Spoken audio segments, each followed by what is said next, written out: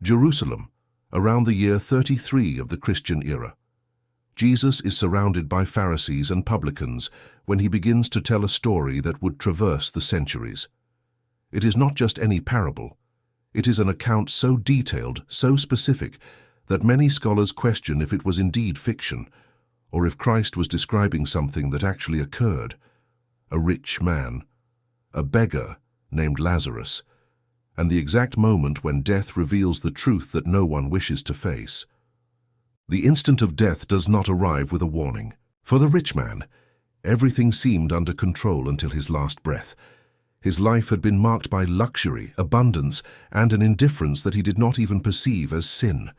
Daily banquets with meats imported from Syria, garments of purple that cost the equivalent of 3 years' wages for an ordinary laborer, fine linen from Egypt that touched his skin as if he deserved only the best.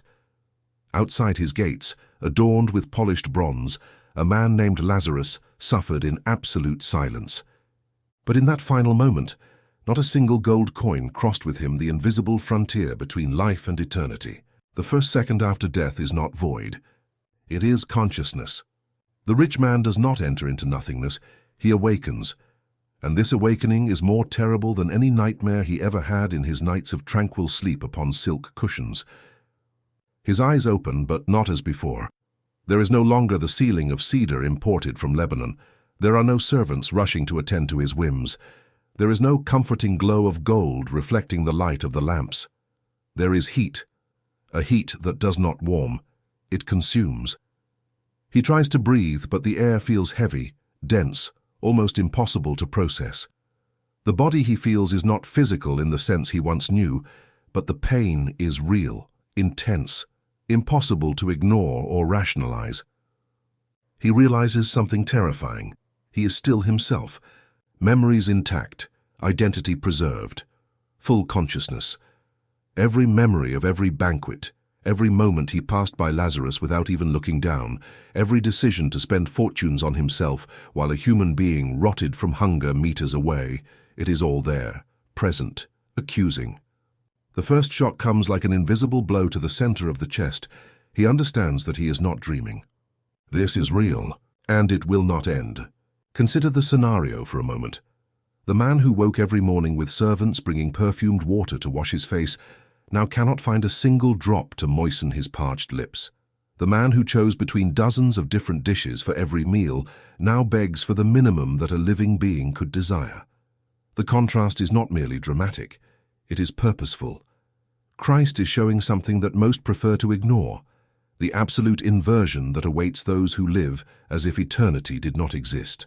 In the seconds following the awakening, the environment reveals itself in all its terrible clarity. There is no soft light like that which entered through the windows of his mansion at dawn. There is no comforting sound of fountains in the gardens. There is no relief of any kind. The setting is one of continuous, inescapable, conscious torment. The Bible describes this place as Hades, not the final hell. That would come later. Hades is an intermediate state, a place of waiting, but not a tranquil waiting. For those who died without God, it is a place of conscious suffering. For those who died in faith, it was a place of consolation, Abraham's bosom, where Lazarus now rested. Two destinies, the same moment, separated by a chasm that no human power could cross. The rich man tries to move, tries to find a direction that leads to the exit, but there is no direction that works. Space does not operate like the world he knew during 60-some years of earthly life. There are no bronze doors to open. There are no stone paths to follow. There are no servants to call, there is no money to bribe, there is no influence to use, only the continuous, relentless and growing presence of suffering. Perhaps you're wondering, why would God allow such a thing? That is the wrong question. The right question is, why did the rich man live as if none of this were real? He had the law. He had the prophets. He had Moses. He had centuries of scriptures that warned exactly what would happen to those who ignored their neighbor, who lived only for themselves, who treated wealth as a god and the poor as an inconvenience. He knew, or at least he could have known if he wanted to. But he chose not to listen. He chose banquets. He chose purple. He chose fine linen. He chose to pass by Lazarus every day as if he were part of the unpleasant decoration of the street. something to ignore while entering his property surrounded by high walls. And now, in this first minute of eternity, all those choices return like a wave impossible to contain. Time begins to distort in ways that the human mind cannot fully process. A minute there is not just a minute. It is eternity compressed into sensation. The pain does not diminish with the passing seconds. There is no adaptation as occurs in the physical world, where the body eventually becomes accustomed to extreme temperatures or prolonged discomfort.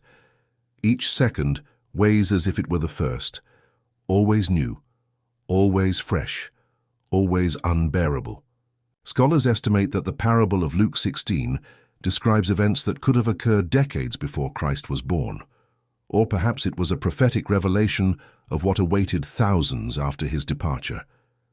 The text does not specify when the rich man lived, but it specifies with disturbing detail what he experienced after he died, and it is here that many prefer to close their eyes. This anguish that the rich man is experiencing, this void, this despair, this sensation that there is something deeper that you have not yet reached. Perhaps you know it. Perhaps you have felt it on silent nights, when all distractions stop, and only you remain before the questions that truly matter. It is exactly this that the digital book, The 7 Last Words of Jesus That Shook Jerusalem, addresses. Many people know the story of the cross. Few understand what Christ was truly communicating in those final hours, and how each of his words answers the deepest questions of the human soul. If you want to access this study right now, it is very simple. Look at the screen. You will see a square code appearing. Take your phone, open the normal camera app, and point it at this code. A link will appear on your screen. Just tap it, and you will go directly to the digital book page. If you are on your phone watching this video, you can also access it through the description. Tap the video title or the word "more" that appears just below. The link is there waiting for you. Thousands of people have already begun this reading and are discovering dimensions of Christ's message they had never perceived. When you access it, you also help this channel continue bringing content like this. Access it now and then come back here. Leave your Amen in the comments so I know you are together on this journey. Then comes despair. Not a common, human, fleeting despair, the kind that passes after a night's sleep or a conversation with a loved one. This is an absolute, definitive despair, without the slightest shadow of hope on the horizon. He begins to understand with a clarity he never had in life. Reality imposes itself with surgical brutality. There is no return. There is no second attempt. There is no, "let me reconsider my choices." The game is over. The cards have been revealed, and he has lost everything. At that exact moment, he lifts his tortured eyes and sees something that multiplies his anguish 1,000-fold. In the distance, separated by a chasm that seems to stretch for kilometers of vertical darkness, he sees Lazarus, but not as before. It is no longer the Lazarus covered in festering sores that the dogs came to lick for lack of treatment. It is no longer the skeletal Lazarus who would be content with the crumbs that fell from the rich man's bountiful table. It is no longer the invisible Lazarus whom the rich man stepped over for years without ever offering a word of comfort or a piece of bread. This Lazarus is at peace, comforted, restored. Beside Abraham, the father of faith, in a place of rest that the rich man never knew even while surrounded by all his earthly luxury. The inversion is instantaneous and devastating. The man who had absolutely everything now has absolutely nothing. The man who had absolutely nothing now possesses eternal rest. And this vision breaks something inside the rich man that perhaps was not yet completely broken. How does someone who spent an entire life being served react when they realize they now need to beg? The rich man then cries out.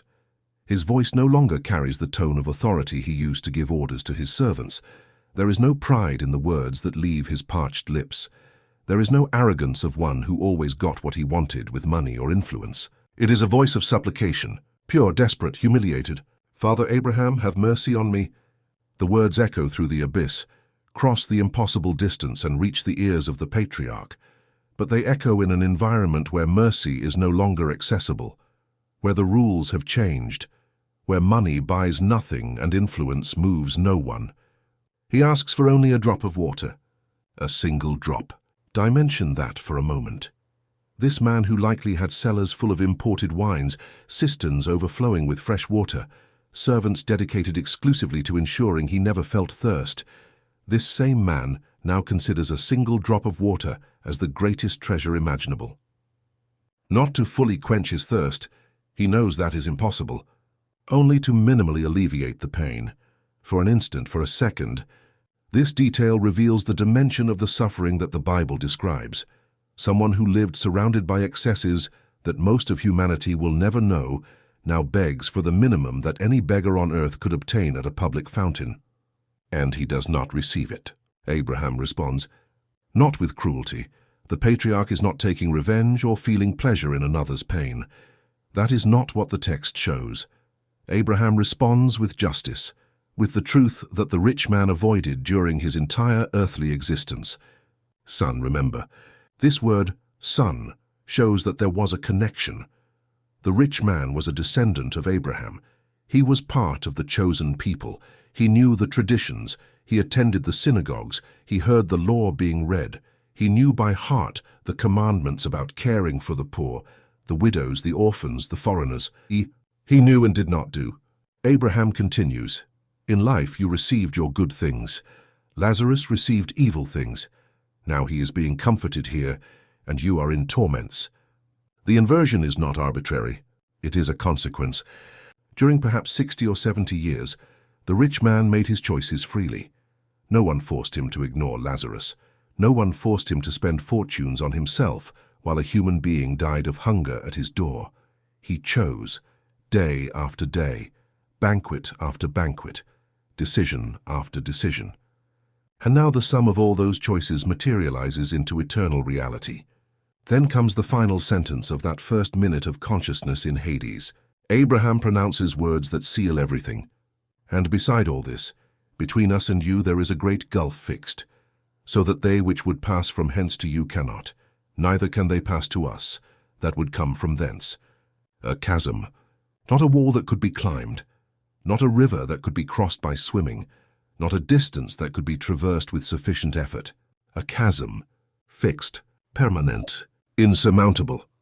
The Greek word used by Luke is chasma, from which our word chasm comes. It describes a vertical rift of depth impossible to measure. Scholars of the first century understood this image with terrifying clarity. There is no bridge. There is no rope. There is no possibility. And this is the point where despair reaches its absolute peak. The rich man understands something even worse than the physical pain that consumes every fiber of his being. He understands that it is permanent. There is no way out. There is no second chance. There is no negotiation possible. There is no lawyer to hire. There is no judge to bribe. There is no appeal to present. The verdict has been given. The sentence is being carried out. And it has no end date.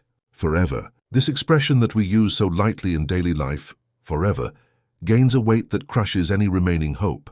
The first minute ends without relief, without hope, but with total consciousness. And it is this that makes everything more frightening than any horror film ever produced, more disturbing than any nightmare ever dreamed. Because the torment described in the Bible is not only physical, it is mental, emotional, and spiritual, all at the same time, without pause, without rest, without end. He remembers everything. He thinks with total clarity. He knows exactly why he is there. There is no merciful confusion. There is no amnesia to alleviate the guilt. There is no distraction to divert attention from the suffering, only full consciousness, perfect memory, and total understanding of the consequences of every choice made during life. Every time he passed by Lazarus, every time he ordered more food when so much was left over, every time he bought another garment of purple instead of covering the naked, every time he closed his eyes so as not to see what was right before him, everything returns, everything accuses, everything condemns. But something happens in the last instance of this first eternal minute that reveals an even deeper dimension of horror.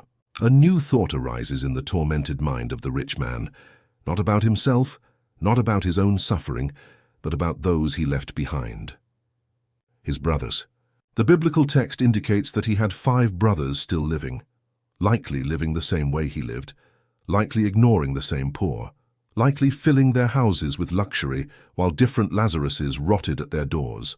And suddenly the rich man feels something he perhaps never felt when he was alive, genuine concern for other people. The irony is devastating. He needed to reach Hades to learn to care about someone other than himself. The rich man begs Abraham, "Send Lazarus back, send him to warn my brothers. Send him to tell what is here, send him to prevent them from coming to this place." It is the first genuinely altruistic act of his existence, and it comes too late to change anything for him, but at least it can save the others, right? Wrong. Abraham responds with a truth that echoes even today, 2,000 years later. They have Moses and the prophets, let them hear them. In other words, they already have the truth. They already have the scriptures. They already have the warnings. They already have everything they need to avoid this destiny. The information is available. The choice is theirs. But the rich man insists. He knows his brothers. He knows how they think. He knows they treat the scriptures as empty tradition, as ritual without meaning, as ancient words without practical relevance. "Nay, Father Abraham, but if one went unto them from the dead, they will repent. If they see a miracle, if they witness something supernatural, if they have irrefutable proof, then they will believe." How many people today think exactly like this? If God shows me a sign, I will believe. If I see a miracle, I will change my life. If something supernatural happens to me, then I will take faith seriously. Abraham responds with the final sentence of this conversation. "If they hear not Moses and the prophets, neither will they be persuaded, though one rose from the dead." Do you perceive the prophecy embedded in this sentence? A few months after Jesus told this parable, he would raise another man, also named Lazarus, curiously. John chapter 11 records the miracle in detail. Jesus arrives in Bethany, finds Lazarus dead for 4 days, calls him out of the tomb, and the man comes out walking, still wrapped in burial cloths. A dead man resurrected. Exactly what the rich man asked for to convince his brothers. And what was the reaction of the religious leaders of Jerusalem? John chapter 11, verse 53. From that day forth they took counsel together for to put him to death. Not only Jesus, Lazarus as well. John chapter 12, verse 10. But the chief priests consulted that they might put Lazarus also to death. They saw the miracle. They witnessed the impossible. They had the supernatural proof that the rich man thought would be sufficient. And they decided to eliminate the evidence instead of accepting the truth. Abraham was right. Jesus was right. If someone does not want to hear, they will not hear, no matter how many miracles they witness. What makes this passage even more disturbing is a detail that many ignore. Jesus is not describing hypothetical future events. He uses verbs in the present and past tense. There was a certain rich man. The beggar died. In Hades, he lifted up his eyes. Scholars have debated for centuries whether this is a parable in the technical sense or a real account. In all other parables of Jesus, he never names characters. They are always a man, a king, a lord. But here, the beggar has a name. Lazarus. Why give a name to only one of the characters? One interpretation suggests that Jesus is describing someone real, someone his listeners might have known or heard of.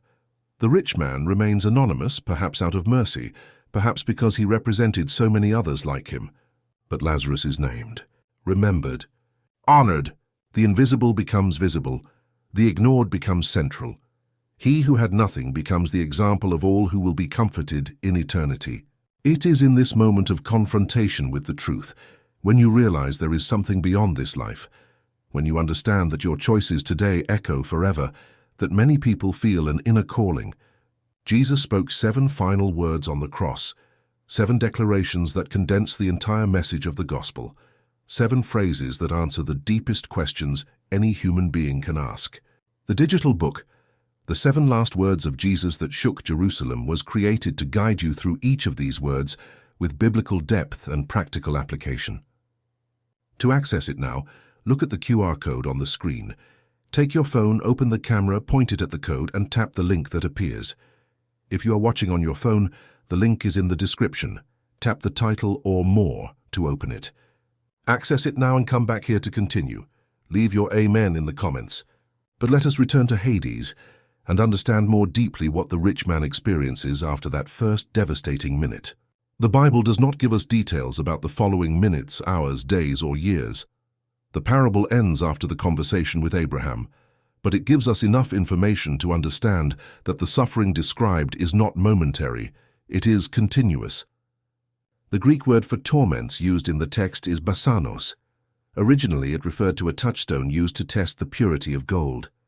The metal was rubbed against the stone, and the mark left revealed its true composition. What a disturbing image! Hades as a place where the true composition of each soul is revealed, where there are no more social masks, where there are no more appearances to maintain, where each person is confronted with who they truly were during their entire life. The rich man could no longer hide behind his occasional donations to the temple. He could no longer justify his indifference with elaborate rationalizations. He could no longer pretend he did not see Lazarus. The naked truth. Total. Inescapable. Consider for a moment the spiritual architecture that Jesus is revealing in this parable. There is continuity of consciousness after death. You do not cease to exist. You are not absorbed into some impersonal cosmic force. You remain you, with your memories, your identity, your capacity to think, feel, and suffer. There is a definitive separation between two destinies. There is no middle ground. There is no intermediate purgatory where things are resolved with time. There is Abraham's bosom, and there is Hades. There is consolation, and there is torment. There is peace, and there is despair. There is limited communication between the two sides. The rich man can see Lazarus. He can speak with Abraham. He can hear the responses, but he cannot cross over. The vision of what he lost amplifies his suffering. He knows exactly what he could have had. And there is absolute permanence. The chasm is not temporary. It will not diminish with time. There is no rehabilitation program. There is no behavior good enough in Hades to earn a transfer to the other side. What was decided in life becomes eternal reality after death. This is not a popular message. We live in an era that prefers to speak of love without justice, of acceptance without consequence, of spirituality without responsibility. Many preachers avoid texts like this because they are uncomfortable, because they drive people away, because they seem too negative for a generation that only wants to feel good. But Jesus was not interested in making people feel good. He was interested in saving them. And part of that salvation involves understanding exactly what we are being saved from. It is not just salvation from a life without purpose. It is not just salvation from emotional problems. It is not just salvation for earthly prosperity. It is salvation from the destiny that the rich man experienced in that first minute, and in all the minutes that followed for all eternity. The Jewish tradition of the first century had developed concepts about the afterlife that Jesus does not contradict in this parable. On the contrary, he confirms and expands them. Hades, or Sheol in Hebrew, was understood as the place of the dead, divided into distinct compartments. The righteous waited in peace for the final resurrection. The wicked waited in torment for the final judgment.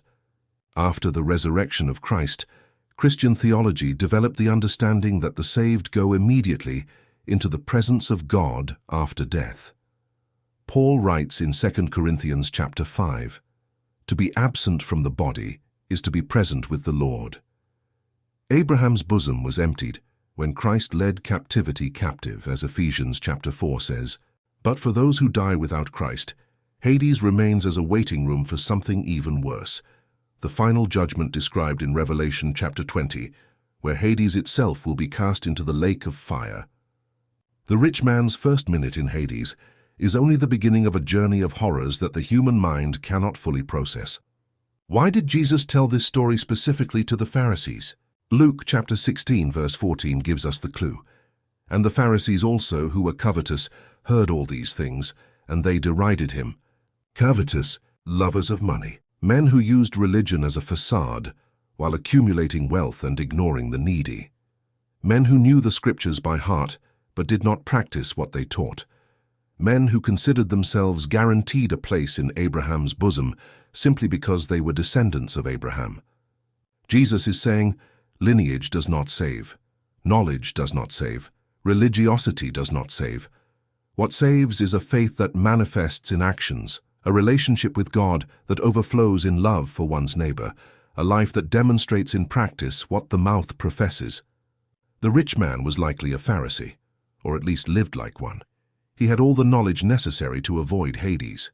He lacked only one thing: living according to what he knew. The first minute ends, and the second begins, equally conscious, equally painful, equally without hope. And then the third, the fourth, the hundredth, the thousandth, the millionth, minute after minute, hour after hour, day after day, year after year, century after century, millennium after millennium. Eternity has no end. That is the very definition of the word. And every moment of it carries the total weight of the first minute, without diminution, without pause, without relief. Meanwhile, on the other side of the chasm, Lazarus rests. The sores that the dogs licked were healed. The hunger that consumed him was satisfied. The loneliness that surrounded him was replaced by communion with Abraham and with all the saints who departed in faith. The inversion is complete. The first shall be last, the last shall be first.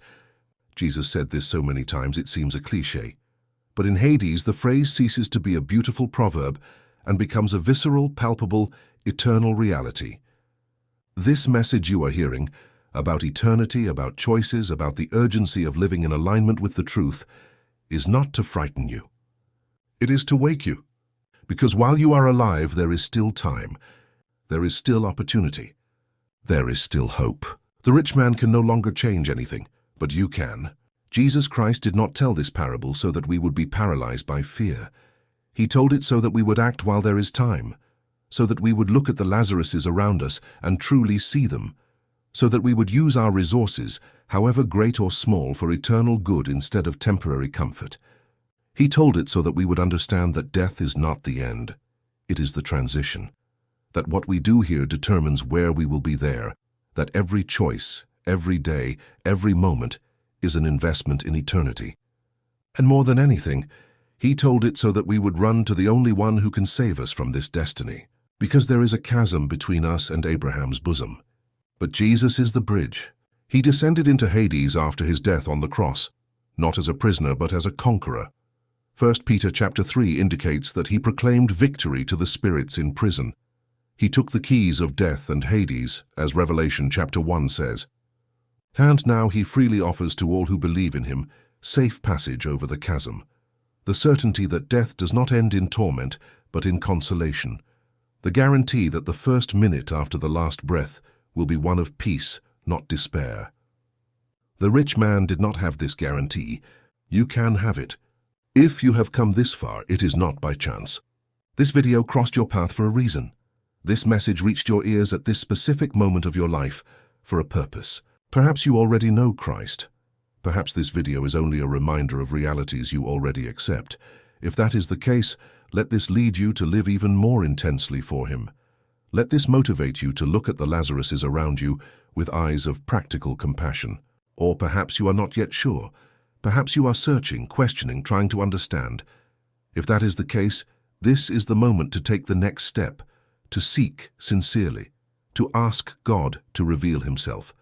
He promised that he who seeks finds, that to him who knocks the door shall be opened. Do not wait until it is too late. The rich man waited. You do not need to make the same mistake. Every word that Jesus pronounced on the cross carries power to transform your perspective, your faith, your eternity. The digital book, The 7 Last Words of Jesus That Shook Jerusalem, will guide you through each of them. To access it now, use the QR code appearing on the screen. Take your phone, open the camera, point it at the square code, and tap the link that will appear. It takes you directly to the digital book. If you are watching on your phone, the link is in the video description. Tap the video title or the More option that appears just below, and you will find the link there waiting for you. If you are on a computer or television, look just below the video. The link is visible in the description. When you access this book, you also help maintain this channel producing content that transforms lives. Every person who accesses it makes it possible for more videos like this to reach more people. Access it now and then come back here. Leave your amen in the comments so I know this message touched your heart. Share this video with someone who needs to hear this truth while there is still time. The first minute in Hades is too terrible for any person to experience. But the first minute in the presence of God, that indeed is worth an entire life of faith. May you make the right choice while you can still choose.